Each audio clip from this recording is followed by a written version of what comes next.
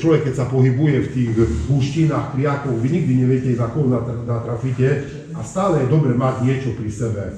Toto asi poznáte, to je sprej na medvede. Sprej na medvede, keď už na vás medveď zautočí, že je neskoro, už vlastne to váhu ide na vás a vtedy mu strieká do očí alebo ho poprosiť, že počkaj, chvíľku počkaj, ja dám preč poisku a ti strieknem, tak to tak nefunguje, hej.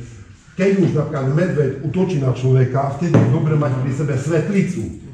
Svetlicu mám zasvaknutú v ruksaku a keď to zaktivujem, tak vlastne vyšľahnem. Tak, že chodím a robím si ohníček alebo tak, ale aj sledujem zvieratá.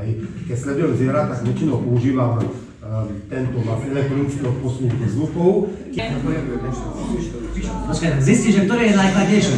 Dá sa zistiť podľa toho, že ktorý z nás je najchladnejší, či aj? Hej, ja vám zistím, kto vyžaruje najmenej tepla. No všetci sa pozerajte. Zistíme, kto je najchladnejší z nás. Všetci ste teplí. No, čiže toto si rozdiel na polovicu. Aby vznikli. Tak. Nie, tie naopak, tie chlpky musíš mať, lebo ináč to nezapálíš. Ja že nič neskúšam, to vidím, ako padne. Mám to zapálím, však to s tým musíš, no.